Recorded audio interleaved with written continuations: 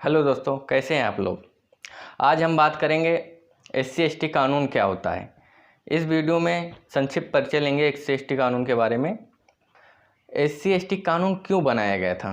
1955 के protection of civil rights act के बावजूद सालों तक दलित वर्ग से जो छुआछूत का वो चलता था कि मतलब तुमको छुआ नहीं जा सकता है, न ये ख़त्म हुआ, छुआछूत खत्म हुई और न ही दलित वर्ग पर अत्याचार जो रुका। ये एक तरह से भारतीय संविधान द्वारा दिए गए स्वतंत्रता एवं समानता के अधिकार जो SC/ST वर्ग को भी दिया, सब पूरे भारत के नागरिकों को दिया गया, उसका उल्लंघन था कि छुआछूत और अत्याचार जो उनके साथ होता था, ये एक तरह से उस अधिकार, वो स्वतंत्रता के अधिकार और समानता के अधिकार का उल्लंघन था। देश की चौथाई आबादी इन समुदायों से मिलकर बनती है और आज़ादी के 3 दशक बाद भी इन समुदायों की आर्थिक और सामाजिक स्थिति बहुत ही खराब थी। ऐसे में इस खामी को दूर करने के लिए और इन समुदायों को अत्याचार से बचाने के लिए इस एक्ट को लाया गया और SC/ST समुदाय को छुआछूत, भेदभाव और अत्याचार से बचाने के लिए इस एक्ट में कई प्रावधान किए। अनुसूचित जाति एवं अनुसूचित जनजाति अत्याचार निरोधक अधिनियम इस कानून का पूरा नाम है। ये 11 सितंबर 1989 में संसद द्वारा पारित किया गया, जिसे 30 जनवरी 1990 को पूरे भारत में लागू कर दिया गया। ये अधिनियम उन सभी व्यक्तियों पर लागू होता है जो SC/ST वर्ग समुदाय से नहीं आते हैं, मतलब ऐसे व्यक्ति जो SC/ST समुदाय के अंतर्गत नहीं आते हैं। और अगर आप SC/ST वर्ग से नहीं हैं और SC/ST वर्ग के किसी सदस्य पर अत्याचार करते हैं तो आप पर ये SC/ST एक्ट लागू होगा और आपको इसके तहत दिए गए प्रावधान जो और अपराधों को जो आपने जो अपराध किया है उसके तहत आपको दंड भी दिया जाएगा। इस अधिनियम में 5 अध्याय और 23 धाराएं हैं। ये कानून SC/ST वर्ग के सम्मान, स्वाभिमान, उत्थान व उनके हितों के रक्षा के लिए और भारतीय संविधान के अंतर्गत दिए गए प्रावधान के अलावा उनके खिलाफ अत्याचार जो होते हैं उसको रोकने के लिए ये अधिनियम 1989 को लागू किया गया। वास्तव में अछूत के रूप में दलित वर्ग का अस्तित्व समाज रचना का चरम विकृत का प्रतीक।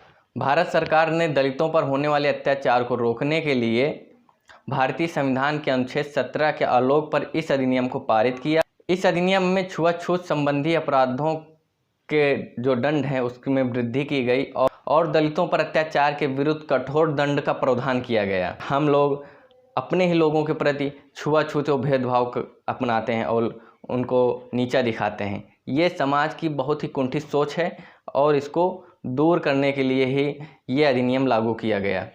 इस अधिनियम के अंतर्गत आने वाले अपराध गैर जमानती, संज्ञेय और असुलनीय, मतलब कि जिसमें समझौता नहीं हो सकता, ऐसे अपराध आते हैं। अब बात करते हैं इस अधिनियम का कार्य क्या है। ये अधिनियम SC/ST वर्ग के लोगों के प्रति अत्याचार को रोकने और उसका निवारण करने का कार्य करता है और जो पीड़ित व्यक्ति है उसको राहत देना और जिसके खिलाफ मुकदमा दर्ज हुआ उसको दंडित कराना इस अधिनियम का कार्य है। इस अधिनियम के 3 इम्पॉर्टेंट पॉइंट्स हैं। पहला, ये अनुसूचित जाति और जनजाति में शामिल व्यक्तियों के खिलाफ अपराध को दंडित करता है, मतलब जो SC/ST वर्ग के व्यक्ति हैं उनके खिलाफ कोई अपराध करता है तो उस व्यक्ति को दंडित करता है। यह पीड़ितों को विशेष सुरक्षा और अधिकार देता है। और तीसरा, विशेष न्यायालय की स्थापना करता है जिसमें मामले को फास्ट वे में, मतलब तेज़ी से निपटारा किया जा सके। इस कानून के अंतर्गत किए गए अपराध क्या होंगे। कुछ ऐसे अपराध हैं जो भारतीय दंड संहिता में भी प्रावधान किए गए हैं और इस कानून में उन अपराधों को जो भारतीय दंड संहिता में भी शामिल किए गए हैं और उनके लिए इस अधिनियम के तहत अधिक सज़ा निर्धारित की गई है।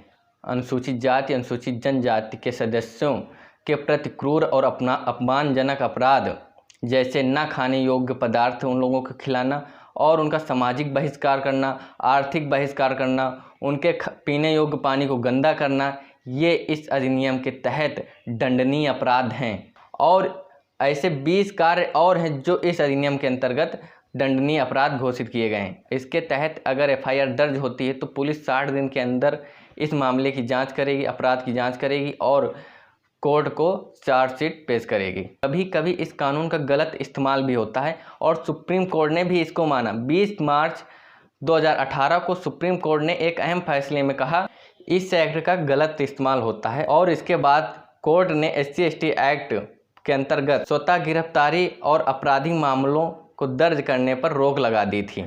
और इसके अलावा कोर्ट ने इस कानून के अंतर्गत नई गाइडलाइंस जारी की।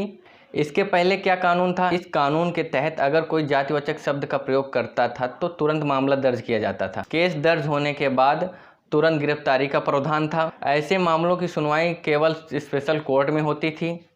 साथ ही अग्रिम जमानत भी नहीं दी जाती थी, सिर्फ और सिर्फ हाई कोर्ट से ही जमानत मिल सकती थी।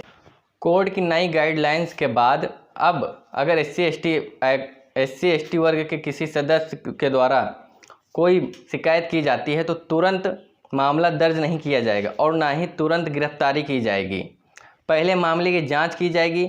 जांच DSP लेवल के अधिकारी द्वारा की जाएगी। जांच में देखा जाएगा कि अगर कोई मामला बनता है तभी केस दर्ज किया जाएगा, मामला दर्ज किया जाएगा। अगर झूठा आरोप है तो मामला दर्ज नहीं किया जाएगा। अगर सही है और मामला दर्ज किया जाएगा और व्यक्ति की गिरफ्तारी की जाएगी जिस व्यक्ति के खिलाफ शिकायत की गई है। जाति सूचक शब्द का प्रयोग करने वाले आरोपी की हिरासत अवधि बढ़ाने से पहले मजिस्ट्रेट को गिरफ्तारी के कारणों की समीक्षा करनी होगी। सरकारी कर्मचारी की गिरफ्तारी सिर्फ सक्षम अथॉरिटी की इजाज़त के बाद ही की जाएगी। सरकारी कर्मचारी या अधिकारी ऐसे मामलों में अग्रिम जमानत ले सकते हैं। हाँ, तो ये था SC/ST एक्ट का पूरा परिचय और इसकी धाराओं और इसके अंतर्गत आने वाले अपराधों के बारे में आने वाली वीडियो में समझेंगे। तो मिलते हैं अगले वीडियो में।